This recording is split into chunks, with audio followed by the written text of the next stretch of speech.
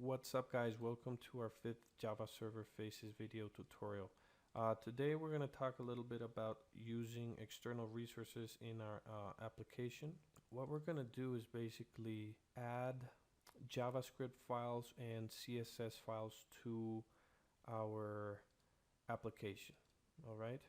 Now you're going to see me from time to time create web applications from the start, and I personally just believe that this reinforces the learning process and well, basically, yeah, just reinforces the previous tutorials where we have learned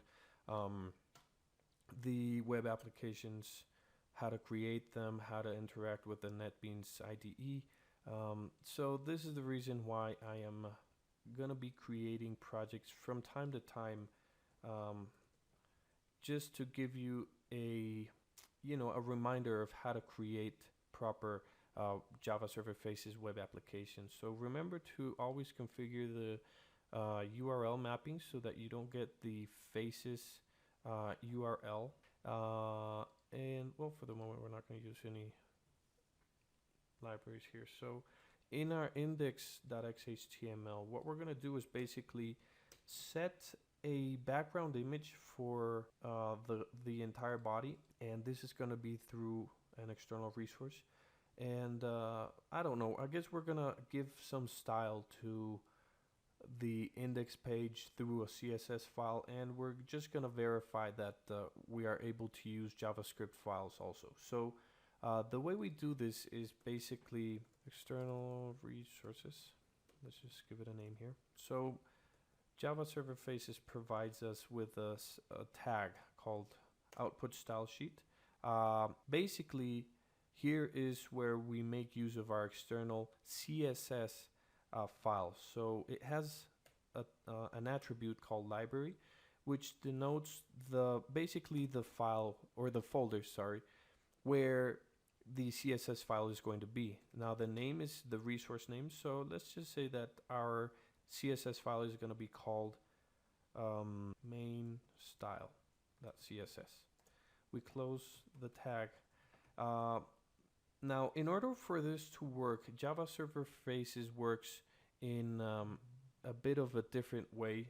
So we actually have to create what's called the resources folder inside of our web pages.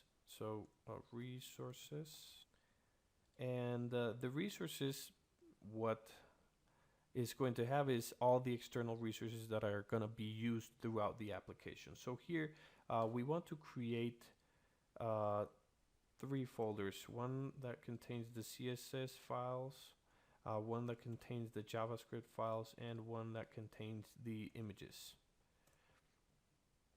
Let's see, we have a new, let's create it. Oh, actually we haven't done this yet, right? So let's do it through the other. So let's just click on the CSS folder and Control N, and on the filter, if we type style, we are going to get the cascading style sheet, which is the CSS file, and I forgot what we called it, main style. We are also going to have an image here, so I have one here. So what we can do is just drag and drop directly to the images folder, and let's just rename it so that it's easier here. So image, very original. Let's see, and our JavaScript files, JavaScript, let's just name it main JS. All right, cool. So we have our 2 external resources, and what we need to do also for us to be able to use the JavaScript file is we also have a tag called output script, and this takes the same parameters or the same attributes. All right. Remember that these tags always have to be surrounded by the h:\head tags, not the normal head tags. All right, this is not going to work. If you put Java or JSF tags inside of these head tags or the normal HTML head tags, they're not going to work properly. And also, you're going to get really a really bad HTML code structure. So the output is going to be very awful. So remember, either use plain HTML code or use the proper Java server faces tags so that we don't get any screw ups in our code. Let's see what we can do here is, okay, so let's create a title here. So it's going to be using external resources. Oh god, resources. This is going to be our title, so might as well place it in some h1 tags. And let's just leave it like that for the moment. What we're going to do now is go to our main style.css. We're going to go to body. Alright, so background URL. Here we are going to use expression language resource, and let's see, we need to access through the resources folder. We need to use the image folder and the image.jpg, and that should be all. Now here I guess what we can do is just say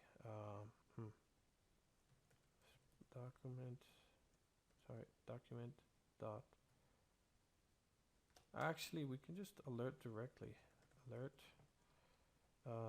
Java script works properly. And if we run this, we should get, oh, we're getting an error here.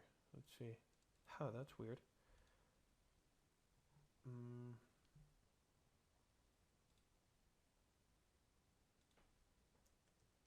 I have no idea why that was happening. This is the correct structure, so don't pay attention to that. And let's run it. So F6, and we have to wait for our server to deploy. Remember, Glassfish server. So let's just give it a moment here.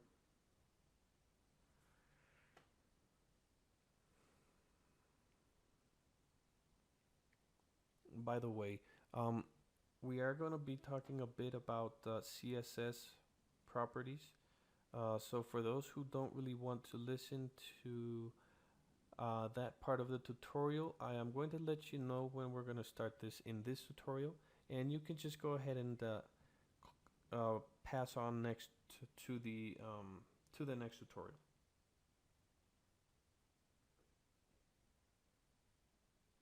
Okay, so as you can see, we get an alert box which says JavaScript works properly, so we can see that our JavaScript external resource is working properly. And we get the image here, so that's good, right? Now let's see. What we need to do now is, let me just set this to the proper width here. Oh, our title does not look good at all, so let's just set the color for every text to be white here. Refresh. All right, so as you can see, we are making use of our external resources through the proper Java server faces tags, and well, that's the proper way to do it. Now if we press Control U on Google Chrome, I don't know if this works on other browsers, or we can just go right click on the website and see the source code. So we get some outputs here. So as you can see, Java Server Faces is in charge of creating the proper HTML code.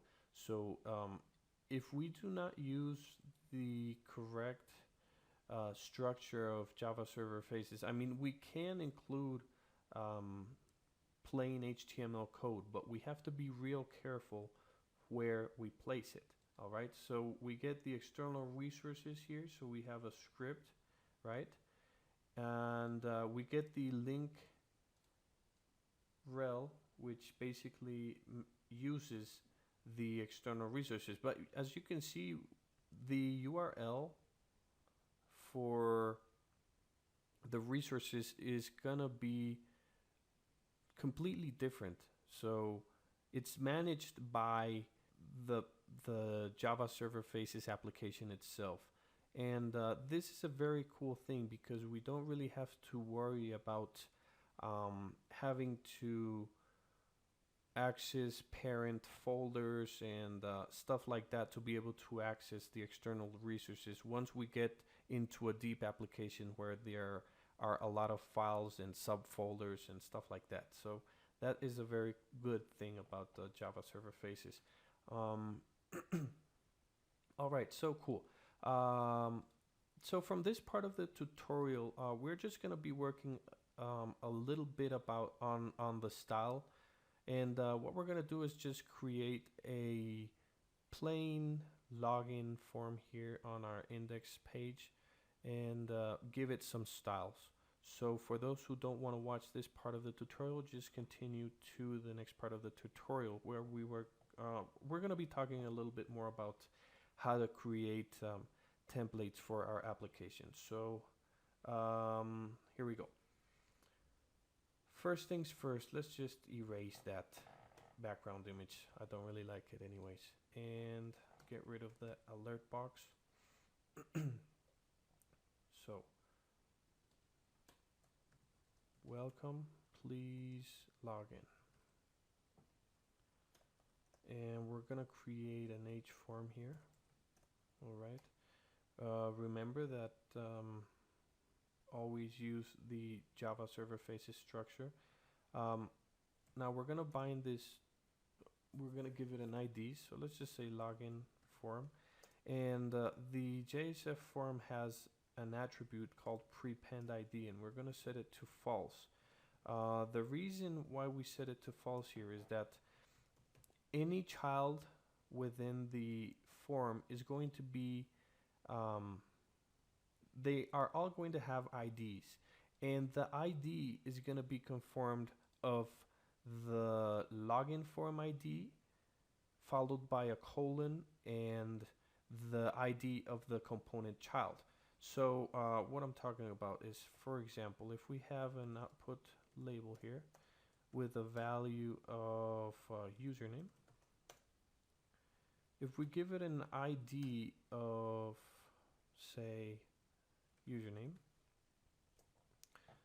what's going to happen is in the output, in the HTML output, we're going to get something like this. ID equals, and we're going to have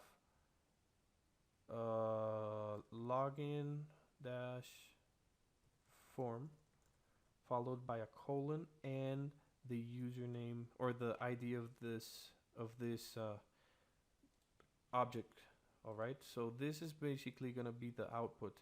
And sometimes what happens is that we get really confused on how we are going to be able to access these objects through the DOM or the document object model. So what we do is we set this prepend ID to false, and this disregards the part of appending or prepending the ID or the login, or I'm sorry, the form ID to any component child inside of the form. All right, so let's continue here. Output, or actually not output, input text. Let's give it an ID of username, and this ID we don't need. We actually need a for here, username. And the for attribute basically works for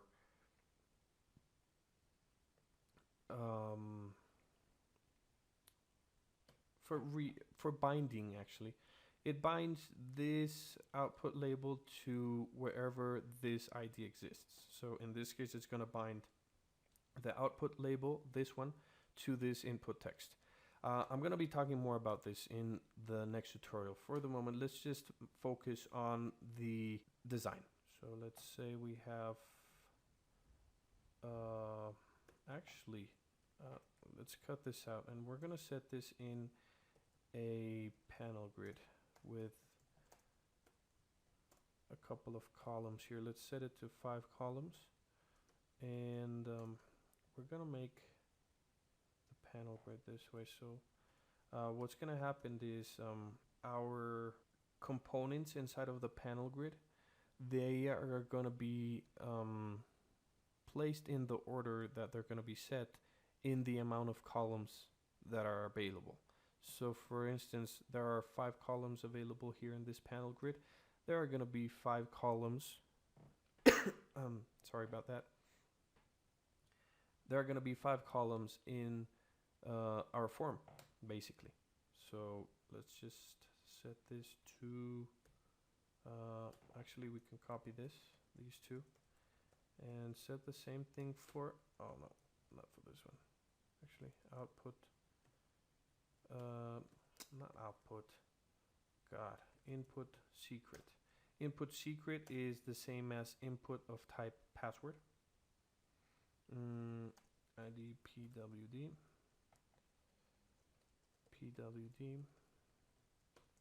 and password. All right. So we have 4 components, and we need to add the command button, which is the same thing as input of type submit. We give it a value of login, and that'll be all for the moment. So what's going to happen here is we have the structure that we set here was basically so that there were 5 columns, right? So we get the 5 first objects are going to be set horizontally in our panel grid. That's basically what's going to happen. Now, in our style sheets, we are going to use the pound sign or the hash symbol to access our IDs in the DOM. First of all, we're going to access the login form, and we're going to give it some design. So we want to set it in the middle. We're going to place it in the middle here, and basically we want the form to be somewhere about here, and we're going to give it some design, basically. So our login form, there's a property called width, which you guys should understand what it is. Now we have several ways of setting the data type that the width takes. So there's percentages, there are pixels, and there's a new one in CSS3 which is called the viewport. In this case, for the viewport width, we want this to be, I don't know, about 60% of width. Margin left, which basically tells us the amount of spacing that there's going to be between the left side of the window to the beginning of the form. So we can give it a relative spacing also. So since we have the width of 60%, what we want is for us to divide the space that is left over. So there's 40% left. We want 20% of that space to be on the left side and the other on the right side, so that the login form is set in the middle. Now we need to give it either a border or a background. So I'm just going to give it a background. Use the color chooser here and just pick any color there randomly. Let's use a border radius, which basically gives the borders of the component that we are designing. In this case, the login form is going to have more rounded corners the bigger the number that I give here to this property. So let's just set it to 5 pixels and take a look at what happens. If we refresh here, as you can see, we have the background, but we also have our corners here. They are more rounded. If you guys don't believe me, just go ahead and set this to 0, refresh, and you can see the changes. And now if we set this to 100, you see there are more rounded corners. Let's just not exaggerate that much. And the padding is basically the space between the form and the child of the form, the direct children of this form. So I want there to be, there are two ways to place the padding, either using the 4 specific locations of the padding or one general. So what I mean by this is basically going to be, for example, 25 pixels is going to be 25 pixels for the top, bottom, left, right. All right. So as you can see, we have more spacing, or we can do this the specific way, which would be basically starting at the top. So it's going to be 10 pixels for the top space.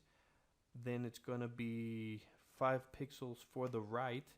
Then it's going to be 10 pixels for the bottom and another 5 for the left. So as you can see, we have a more specific design here. Now, what we also want is for the children to be centered. Login form.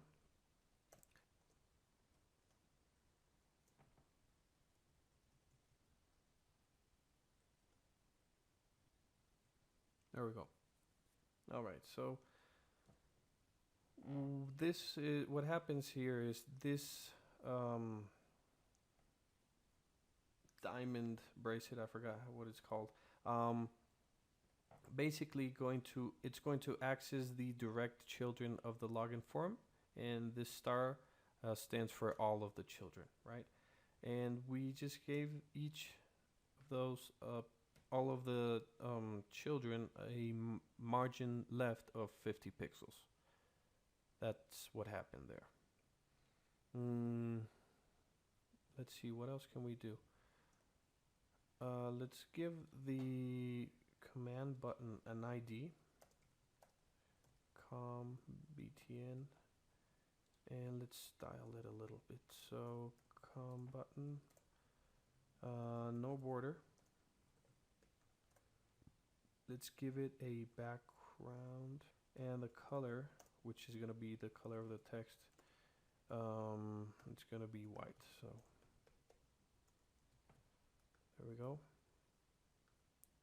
Let's have a width of 75 pixels and a height of 20 pixels. There we go. I believe that's it.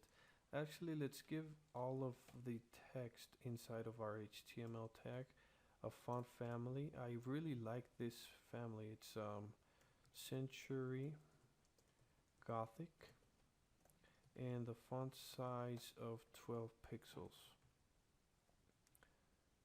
There we go. All right. Let's center this right here. So we're going to access directly one of the object elements, which is the h1 tag right here. And let's give it a color of, say, this. And a font size, let's make it bigger. So say 25 pixels, text align center. There we go. Much better, but I believe we can make this bigger. So let's say 36 pixels. All right, so we have learned a couple of styling properties here. We've learned how to use external resources. Hope to see you on the next tutorial, and thank you for watching. Bye.